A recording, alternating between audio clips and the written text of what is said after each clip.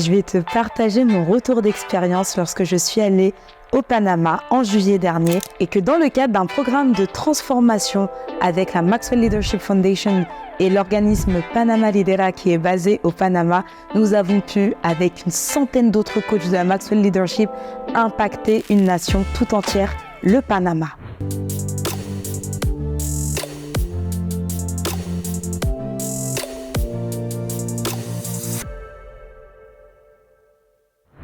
Je vais te parler d'un voyage de transformation. Qu'est-ce qu'un voyage de transformation au sein de la Maxwell Leadership, donc une organisation initialement basée aux États-Unis, mais qui a des antennes un peu partout.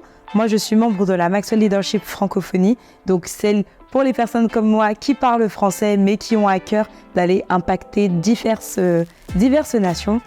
Ce voyage permet d'aller au sein d'un pays et travailler avec des organisations. Ça peut être des écoles, des entreprises, des associations et on vient les former pour devenir des facilitateurs et animer des tables autour de différentes valeurs.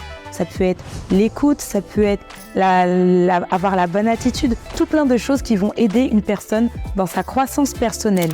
Pour ma part, il s'agissait de mon deuxième voyage de transformation, le premier ayant eu lieu en décembre 2022 en Papouasie-Nouvelle-Guinée. Je te mets la vidéo juste là, tu pourras voir un peu mes aventures, les préoccupations que j'avais et ce qui m'a lancé, ce qui m'a poussé du moins aujourd'hui à entreprendre ce second voyage de transformation.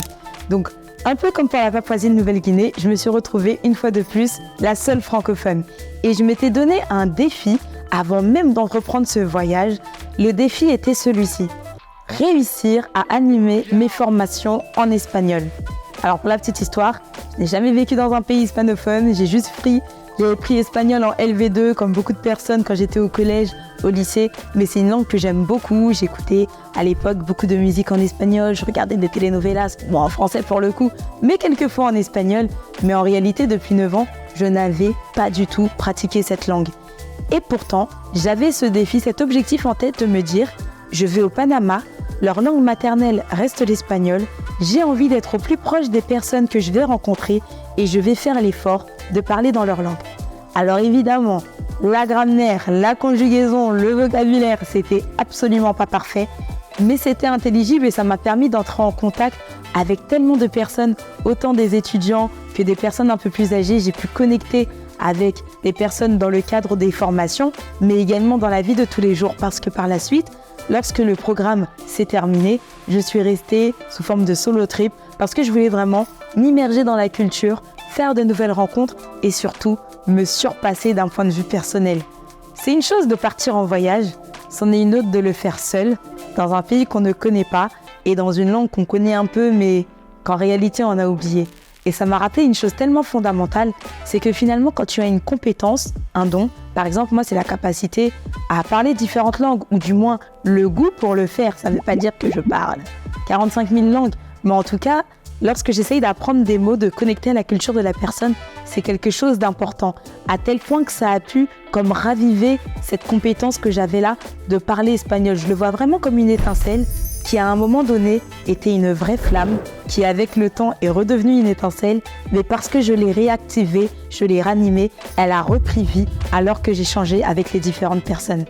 Et vraiment ce que je retiens, c'est que en faisant ce travail-là, donc amener les personnes à parler librement autour de différentes valeurs, de voir comment elles pouvaient s'identifier à la valeur en question et les actions qu'elles mettaient en place pour la manifester, je me suis moi-même posé la question de ce que je mettais en place au quotidien pour soit devenir la meilleure version de moi-même, une vidéo dont je parle également juste ici, ou au contraire, qu'est-ce que je mets en place pour tout simplement connecter avec ce que je fais au quotidien et les personnes que je rencontre.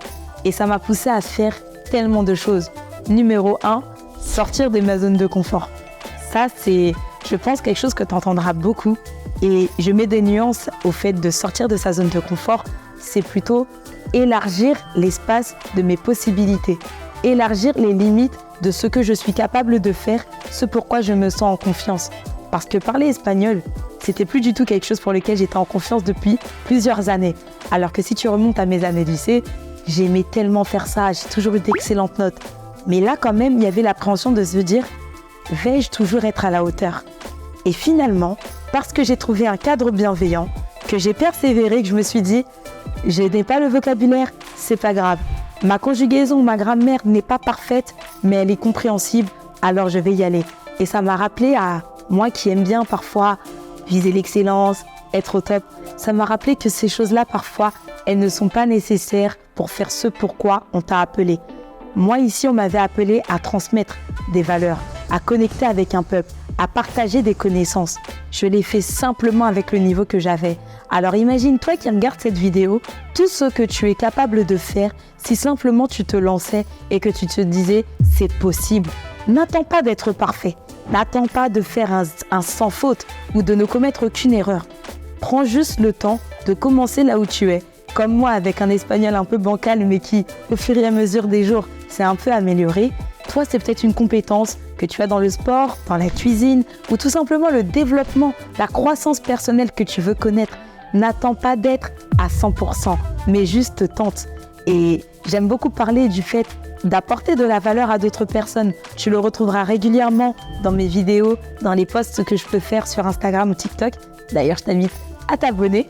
Et tu verras que lorsque tu te mets au service d'une autre organisation ou que tu poursuis les intérêts d'une autre personne, tu vas voir qu'en apportant de la valeur, tu augmentes en réalité la valeur que tu t'accordes à toi-même et l'image que tu peux avoir. Tu te sens utile et tu as également la capacité de transmettre cette même énergie positive à une autre personne qui va se dire « mais waouh, bon, on m'a dit, t'as quitté Paris ?» Parce que oui, évidemment, je leur dis, je viens de France, Paris, pour eux, ils s'imaginent la Tour Eiffel, tout plein de belles choses. Et ils me disent, tu es venu jusqu'au Panama pour transmettre ces valeurs, pour nous apprendre des clés sur le leadership et pour nous aider quelque part à devenir de meilleures personnes. Non pas qu'elles ne le sont pas déjà, mais c'est des outils pratiques pour les aider dans leur croissance personnelle. Ces personnes, elles étaient abasourdies, elles étaient émerveillées. Et j'étais moi-même émerveillée de voir ça en me disant, je n'imaginais pas à quel point cet impact pouvait être fort. Aider une personne à prendre conscience de son leadership personnel, à se regarder telle qu'elle est et à l'encourager sur les choses positives qu'elle peut accomplir, ça peut impacter une nation tout entière. Et vraiment, sur les quelques jours que j'ai passés là-bas, c'est plus d'une centaine de personnes que j'ai rencontrées, avec lesquelles j'ai échangé autour des valeurs. Et au final, ça a été plus de 8000 personnes à travers le Panama qui ont été impactées. Je me suis dit, waouh, je suis née pour un but. Et je marche vers ce but. En choisissant intentionnellement de me développer dans ma croissance personnelle, je peux aider d'autres personnes. Et toi, aujourd'hui, qu'est-ce que tu peux faire à ton niveau pour aider ta famille, tes amis, toi-même en réalité, l'équipe dans laquelle tu es, les personnes autour de toi? Tu verras que lorsque tu te mets dans ce processus, l'image que tu as de toi, la connaissance que tu as de toi-même vont devenir des choses tellement évidentes à tes yeux. Parce que j'avais parlé de zone d'ombre. Tu vas aller dans des territoires que tu ne connaissais pas. Tu vas exploiter, découvrir des compétences que tu n'avais même pas idée qui étaient pourtant à l'intérieur de toi. Et c'est là que le processus pour devenir la meilleure version de toi-même, ou en tout cas, l'idée d'aller plus loin dans ce que tu fais aujourd'hui va devenir une réalité pour toi. Je t'invite à me dire dans les commentaires quelle action tu as entrepris, comme moi, peut-être pour sortir de ta zone de confort, pour te rendre au service te mettre au service d'une autre personne ou simplement te surpasser. Partage-moi tout ça, je serai ravie d'échanger avec toi et je te dis à très bientôt pour une prochaine vidéo.